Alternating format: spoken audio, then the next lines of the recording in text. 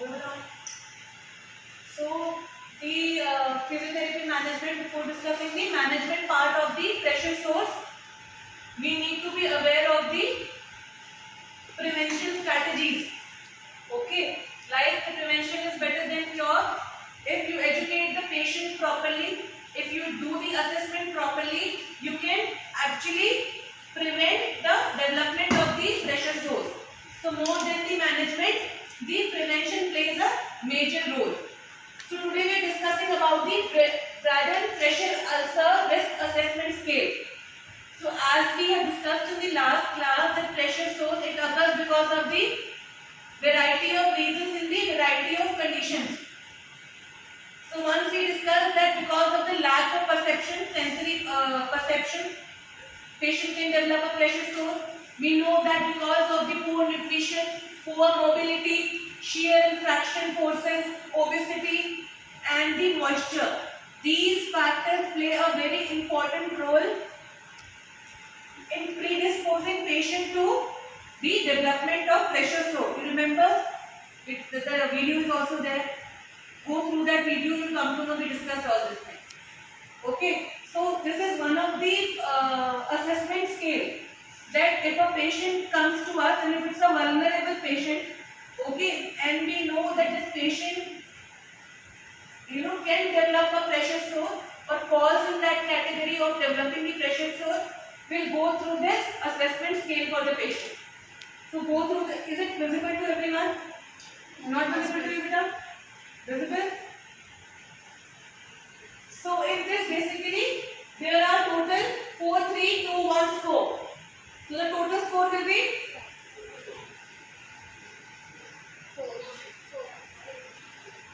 okay. So first of all, the first category is the sensory perception. As we know, loss of sensation, and if there is any cut or any injury, patient will not be able to appreciate, and that cut or that wound can go unnoticed and can develop into a ulcer pressure. Okay? So according to the Braden pressure assessment scale, sensory perception means ability to respond meaningfully to pressure related discomfort. Okay? Is it clear to the patient? So you'll ask the patient in this way. Ability to respond meaningfully to pressure related discomfort. If you are sitting somewhere, will you know this? What are different sensations? Touch, temperature, pressure. These all are sensory sensations, yes or no? Yes. So pressure is also a sensation. If patient is sitting on a sharp object, there will be a pressure. So we ask the patient about the pressure aspect first of all. Okay. No impairment means patient respond to verbal command, has no sensory deficit which would limit ability to feel or voice pain or discomfort. Clear? What does it mean?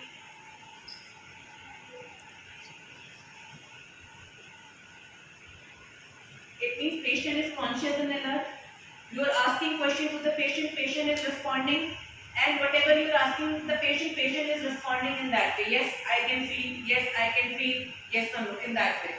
Slightly limited, respond to verbal commands, but cannot always communicate discomfort or ask to be moved or turned or have some sensory impairment which limits ability to feel pain or discomfort in one or two extremities. It means that partial some sort of sensory dysfunction or sensory impairment is there in the patient. At times the patient will say yes, at times the patient will say no. So a confusing statement will be there. Maybe in one extremity patient will say yes, I can. In one extremity maybe the patient will say I cannot. Very limited. Responds only to painful stimuli, cannot communicate discomfort except by moaning or restlessness or has a sensory impairment which limits the ability to feel pain or discomfort over half of the body. What does it mean?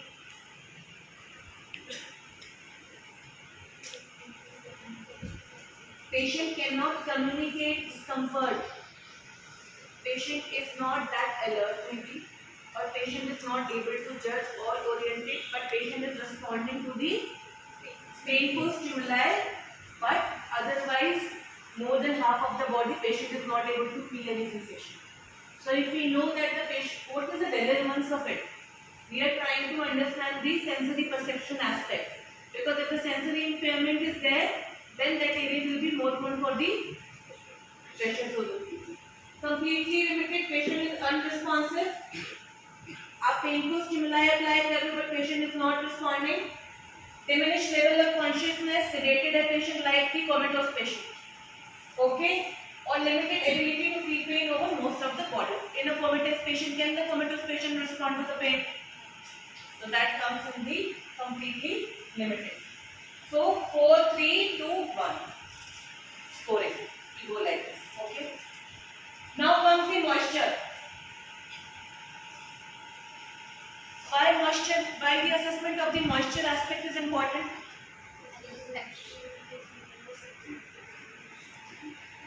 If the area is in lot of moisture, why do you laugh?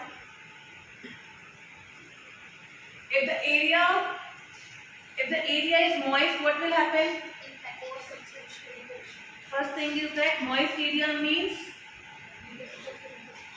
low oxygen in that area. No? That area doesn't have lot of room air. That particular area is not exposed to room air. Thus, because of moisture, there is sweating. Because of sweating, there is bleeding or infection in that particular area. So, the assessment of the moisture part is also important when it comes to the prevention of the pressure sores. So, what comes in the moisture part? Rarely moist. So, you will inspect the skin accordingly. Skin is usually dry. Linen only requires changing at routine intervals. Means patient is not sweating a lot. Okay. In the second one, occasionally moist. Skin is occasionally moist, requiring an extra linen change approximately once a day. But the patient is developing so much of sweating that at least you have to change the bedsheet in. At least one bedsheet you have to change. So this is how they are quantifying that how much moisture is there. More moisture means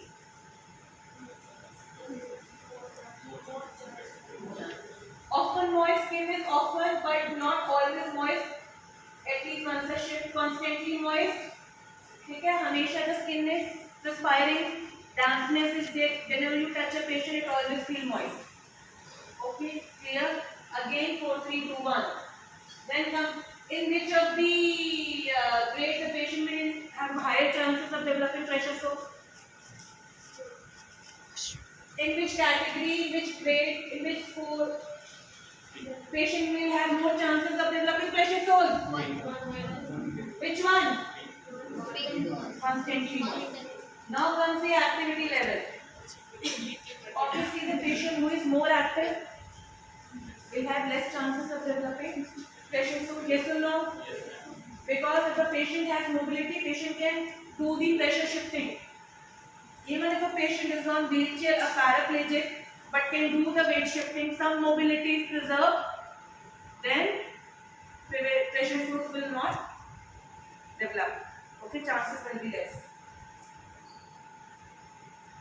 Is the Bluetooth on? So in mobility, we'll check whether the patient is able to change and control body position.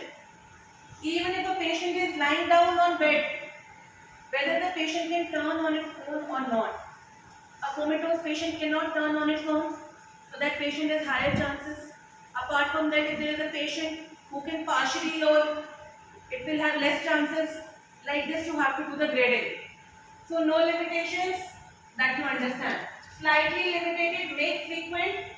Those slight changes in body or extremity position independently means slight shifting maybe patient can do on its own, not complete shifting. 3, very limited. Very occasionally patient can move extremity position but unable to make frequent or significant changes independently. Does not make even slight, patient is completely immobile. समझ में आता है बेटा? It's a very basic grading.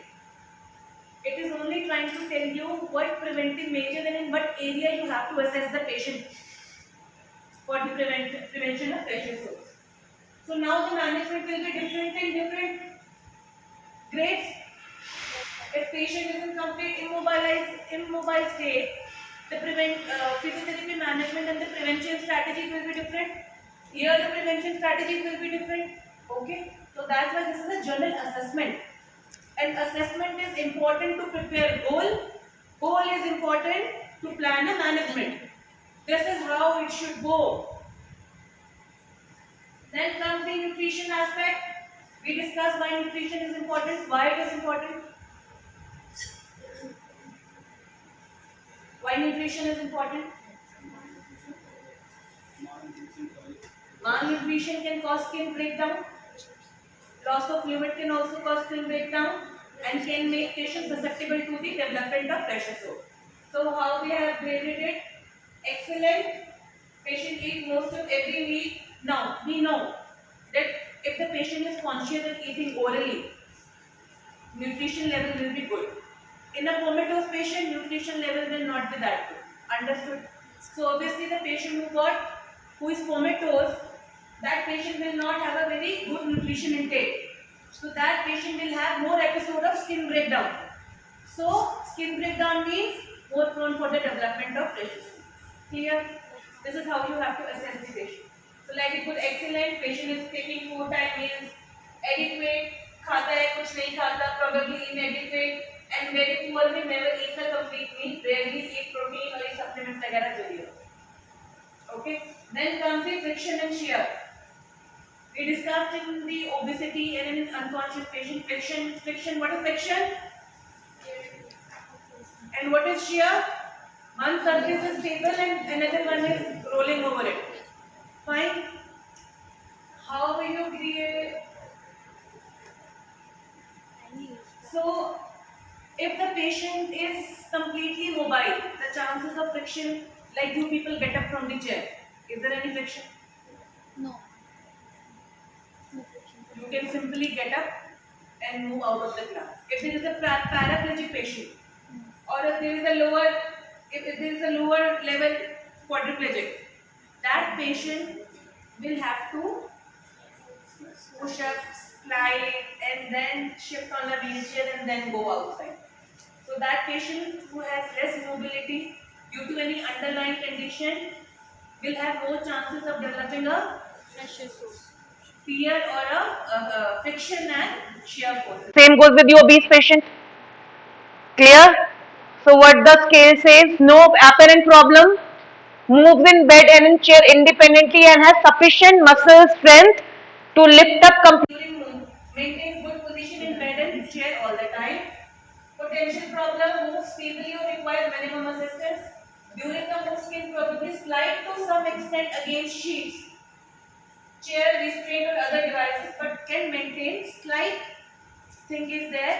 ठीक है, like an obese patient. Obese patient की muscle strength तो होती है ना, तो वो थोड़ा सा pressure देके करेगा but lift हो जाएगा. But problem goes with those patients who require complete assistance, complete lifting. है ना, एक comatose patient को जब आप उठा के कभी-कभार treatment के लिए ऊपर करते हो ना, नीचे आ जाता है patient. जब आपको chest पे के देना होता है तो थोड़ा ऊपर करते हो आप patient को. तो उस टाइम पे आप patient को कैसे slide करते हो bed sheet से. So ideally you should hold the patient in such a way, lift the patient up and then ऊपर की तरफ. But I have seen in the ICU what they do, you just drag the patient bed sheet के ऊपर. You won't develop, you won't understand that that patient is comatose, low nutrition level, low mobility, risk assessment scale is high. If you do it that one or more times, the patient will develop skin breakdown. Clear? So is this risk assessment scale is clear? Yes. So according to this assessment, can you plan the prevention strategies and then plan the management?